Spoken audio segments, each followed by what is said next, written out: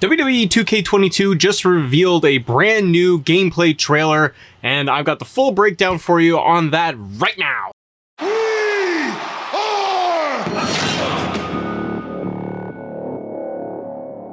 Ladies and gentlemen, welcome back to Assemble. I'm Matt. Great to have you here, and happy Summerslam weekend, AEW, CM Punk return, AEW debut. It's been a whole wild ride of WWE news, wrestling news in general for this past week. I've been very excited. Thank you so much for joining us again. And we are talking WWE 2K22. The trailer just dropped during SummerSlam, and I thought, you know what? Let's just have some fun and let's go through this thing. First initial impressions are that for this, gameplay trailer, but really it's more of cinematic and it's focusing in on like a lot of their entrances and just some quick camera cuts for the superstars.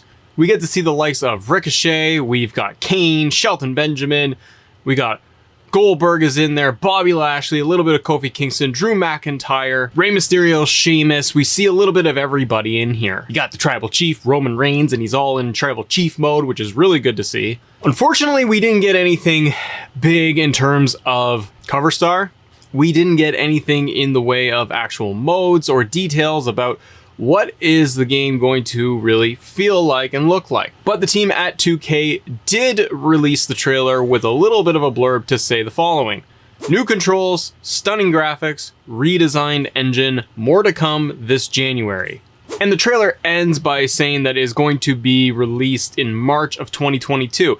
This goes in with the speculation that a lot of people had online that the game was going to be delayed. I made comments online myself where I just said, you know what, we all kind of had the assumption that this thing is going to be released around October, November, because that's what we're all used to. Now, due to the pandemic, there's probably some of that has to do with the game not coming out around that time. We've also seen a ton of shuffling when it comes to the roster. That could be it. But at the end of the day, I mean, I think for some of us, we'd be upset and bummed that we're not getting this game out in October or towards the end of 2021.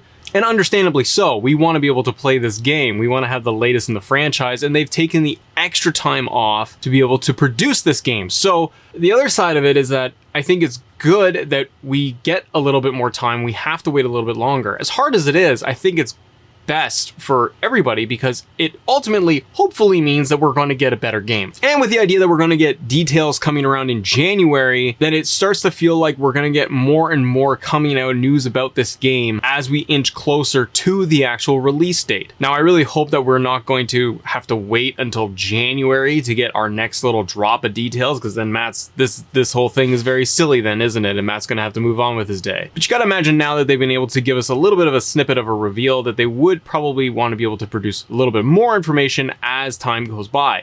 But if we are going to kind of get a kickoff in the final months leading up to the release of March, then I think then around that time, that's when they're going to start to really pump out things like full knowledge of the gameplay modes, what's included, things like that. And you know what? More development time is going to be a good thing ultimately. More polish, finish off the product, finish off the game, make it more current. Add in those final details. If it means that we get a better quality game out of this, then I think that us as fans, I think we're going to be happy ultimately that we do get this game. And for 2K and WWE releasing this thing right around the time of when, you know, we got the Royal Rumble, we get into Elimination Chamber, and we're getting into WrestleMania season. To have the game come out right before WrestleMania, it's going to be able to get more eyeballs on this thing. It's ultimately going to do a lot better, presumably. But it does mean that we've got to wait a little bit longer and play some 2K19 or 2K20 or just something more retro. My key takeaways, though, of the actual trailer that we did see, I thought it looked fantastic. I thought the graphics looked great. The lighting looks great. The character models look tight. Their facial animations, everything looked pretty consistent. They did look different. And what I mean is, I think to me, it showed a little bit more detail within their face and the facial animations and their expressions and stuff. And it just kind of looked a little bit different than what we've had in previous games, especially 2K20. I think that game has just soured so many of us that that's just what's drilled into our brains. And again, more time on this game, more detail can be added, more stars could potentially be added, updated attires, things like that, and polish off the game modes that they're hopefully working on. And hopefully we're going to get something really cool. So more to come in January, March 2022, release date window, and apparently we got new controls and stunning graphics and a redesigned engine that we're going to look forward to. Let me know in the comments below, what did you think of the SummerSlam reveal trailer? Did it do enough for you? Are you excited? Are you disappointed? You want more? What do you think was going to be the big thing we're going to get out of this game, the big mode? Do you think it's a universe mode, a GM mode? But overall, what are your impressions of this reveal that we got over at SummerSlam weekend? Thanks so much for watching, everybody, and as always, thank you all for assembling with us. See ya!